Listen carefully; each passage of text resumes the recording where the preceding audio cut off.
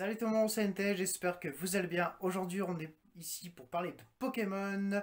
Je vais vous présenter 8 cartes exceptionnelles que j'ai dans Origine perdue. Ça fait un mois qu'ils sont dans ma collection. Enfin, pour certains dans ma collection, pour d'autres dans un classeur à échange ou à la vente.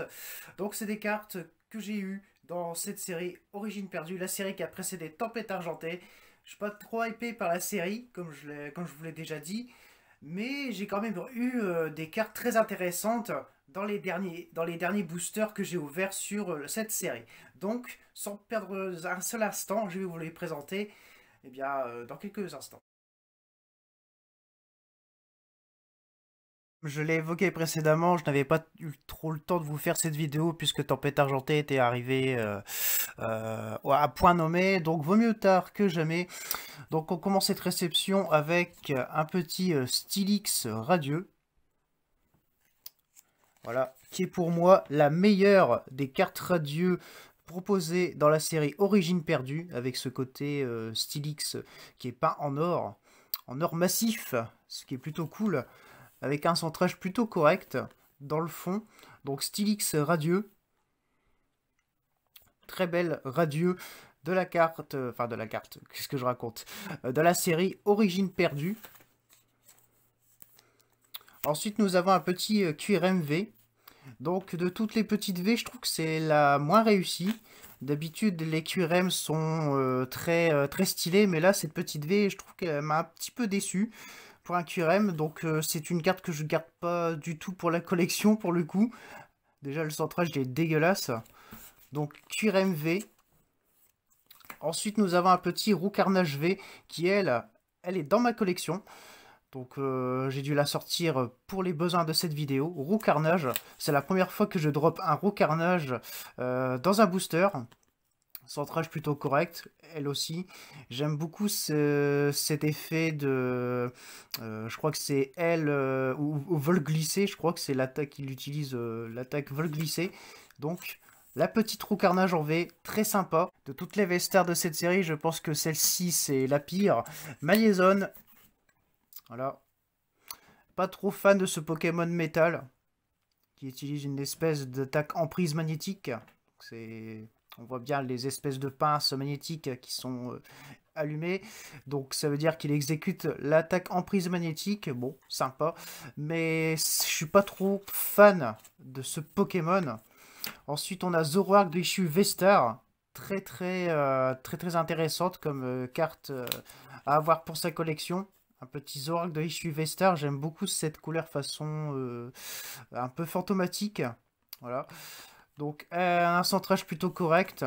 Donc ça c'est une belle carte à avoir pour la collection, surtout celle que vous avez pu entreapercevoir, qui est la suivante, la Zoroark de issue V-Star Gold. Ça faisait longtemps que j'avais pas packé, merde, euh, une gold, une gold comme ça. Donc c'est très intéressant, donc ça finit dans ma collection. Donc voilà, la version, voilà, comme ça j'ai les deux, la version V-Star et la version Gold. Et pour terminer sur Origine perdue, on finit avec ces deux cartes. En premier, la version Black Gold de Pikachu VMAX. Donc c'est la version voltage éclatant. Voilà. Donc la version voltage éclatant transformée en Black Gold TG pour la série Origine perdue. Avec un centrage qui est, ouais, bon, sympa. Bon, c'est quand même correct dans l'ensemble, mais j'aime beaucoup sa version Black Gold, comme ça j'ai les deux, la version voltage éclatant et la version origine perdue. Et enfin, la meilleure carte que j'ai eue jusqu'à présent dans Origine perdue, c'est celle-ci, la Pikachu VMAX alternative, je crois. Je crois que c'est une VMAX alternative, pardon. Donc évolution de Pikachu V, c'est une Gigamax, comme vous pouvez vous en douter. Mais c'est ma TG préférée de cette série, car on peut y apercevoir, bah, Pikachu n'est pas tout seul, il est accompagné du fameux et célèbre Red, le dresseur qu'on joue dans la toute première version de Pokémon, qui était Pokémon version jaune, sur Game Boy Color, voilà.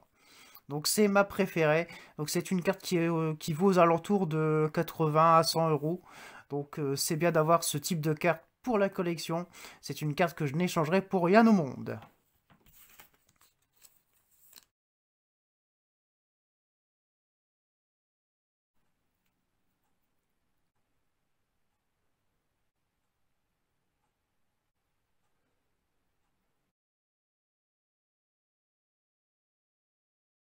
Un petit bonus avant de terminer cette réception. Donc 2 holographiques.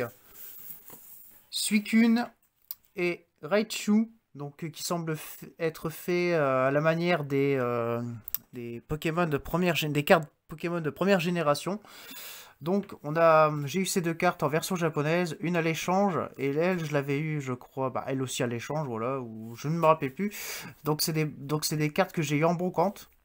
Donc voilà, ça fait un petit moment que je les ai, et j'avais pas eu le temps de faire des vidéos réception, comme vous le savez, hein, j'ai été un petit peu pris par Tempête Argentée, mais aussi par du côté de mon boulot. Donc voilà, donc 2 petites holographiques, toutes sympas. Et enfin, un petit Farambe GX, qui est pour moi la meilleure carte que j'ai eue en brocante. Enfin, du moins que j'ai pu trouver à mon goût. Voilà, si je puis dire. À mon goût, Farambe GX. Donc avec un centrage assez, assez correct dans l'ensemble. Donc voilà, Farambe GX que je n'avais pas paquet en très grosse ultra. Très sympa. Une précieuse carte à ranger dans sa collection. Tout comme les 2 holographies que je vous ai présentées en fin de vidéo. Voilà, Farambe GX. 3 cartes bonus. Je vous laisse les admirer. J'espère que cette vidéo réception vous a plu. Oui, je sais, ça fait drôle de retourner en plein jour. Enfin, du moins pour moi, avec la lumière du jour, je suis plus habitué à tourner en plein jour. Comme vous avez pu le voir dans les dernières ouvertures. Donc, si vous avez aimé cette vidéo, n'hésitez pas à la liker, à la commenter, à la partager. Et on se retrouvera la prochaine fois pour le 6e épisode d'ouverture de Tempête Argentée. C'était Tristater en direct et on se dit à la fois prochaine pour une nouvelle ouverture. Bye bye!